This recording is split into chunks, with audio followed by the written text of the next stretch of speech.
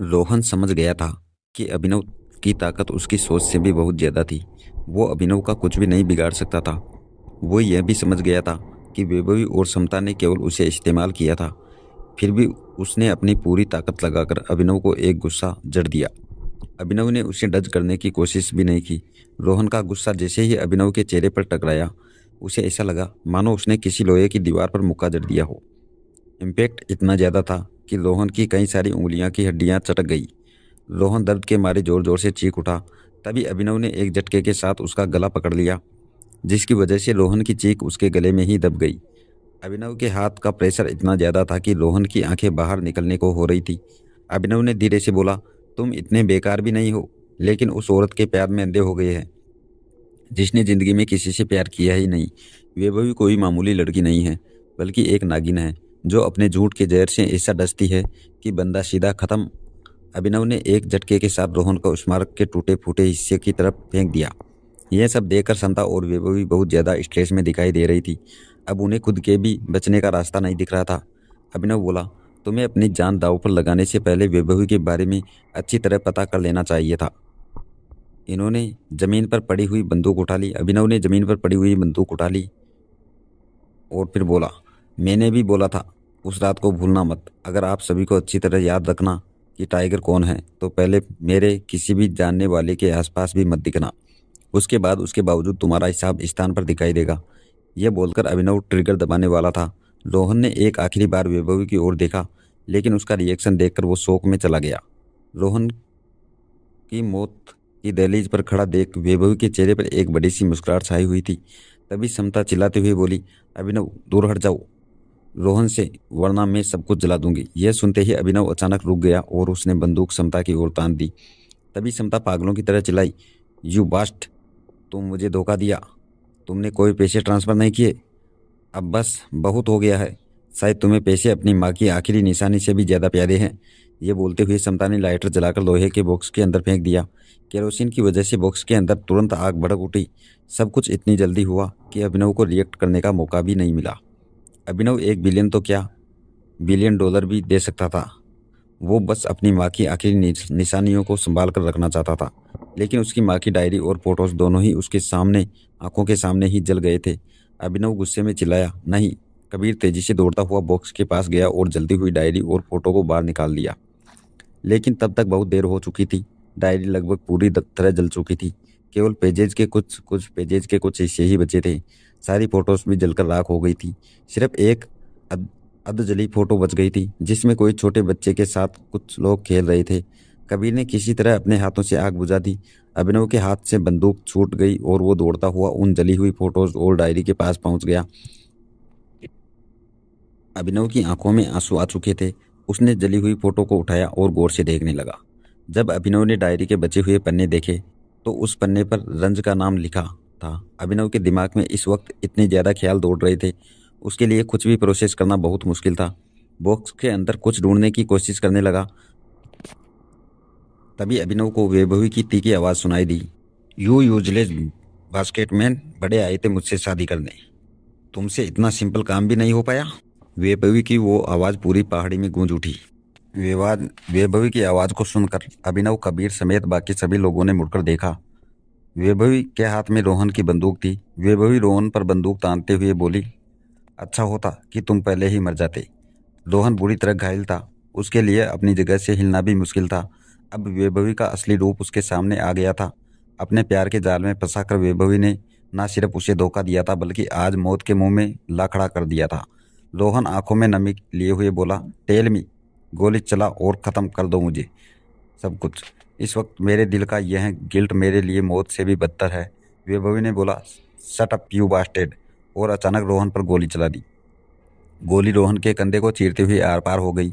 वैभवी जमीन पर थूकते हुए बोली, केमिट क्या हुआ, निशाना चूक गया क्या? मारना है तो सीधे यहाँ मारो, रोहन ने अपने दिल की तरफ इशारा करते हुए बोला। उसकी पूरी कमीज खून से लथपथ हो गई थी। रोहन आगे बोला, काश मैंने राजा की बात मान ली होती। काश मैंने अपने ही हाथों से तुम्हारा गला घोट दिया होता। अब इन्होंने ठीक बोला था, अभिनव ने ठीक बोला था। तुम सिर्फ शक्ल से नहीं, दिल से भी बदसूरत हो। रोहन ने दोबारा अपने दिल की ओर इशारा करते हुए बोला, अब और मत डर पाओ। मारना है तो सीधे यहाँ मारो। मेरे इसकी वजह से ये दिल था, इसी को मेरी मौत की वजह भी बनने दो। उसके बाद भी दांत पीसते हुए चिल्लाया, चुप चुप बे, इसके साथ तुम। वैभवी ने दांत पीसते हुए चिल्लाया, चुप बे, कैसा इश्क? तुझे मेरी बॉडी चाहिए थी और मुझे तेरा पैसा। दुनिया में केवल पैसे की कीमत है। मैंने इसको भी पैसे के लिए बिकते हुए देखा है, 500 से ज़्यादा में। यह बोलते हुए वैभवी दबाकर गोली रोहन के सीने के आर पार कर दी। अचानक रोह के मुंह से ढेर सारा खून निकल गया और उसके चेहरे पर अब भी मुस्कुराहट थी। और वैभवी अब एक भी सेकंड गंवाना सही नहीं समझती है।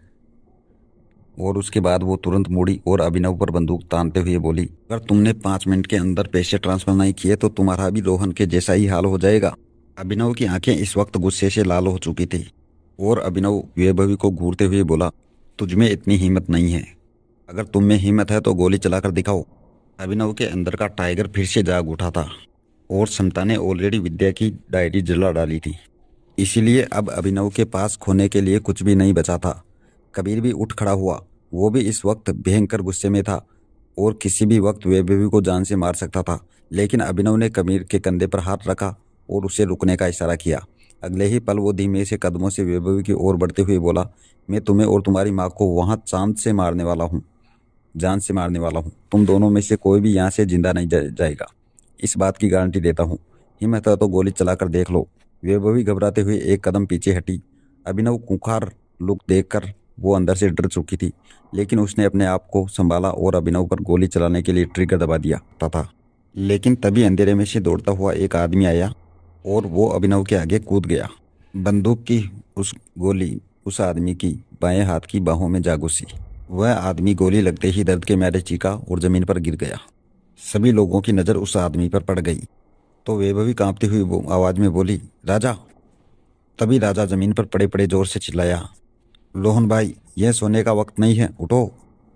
तभी वैभवी घबराते हुए पीछे मुड़ी तो रोहन ने उसे अपनी बाहों में कसकर जकड़ लिया।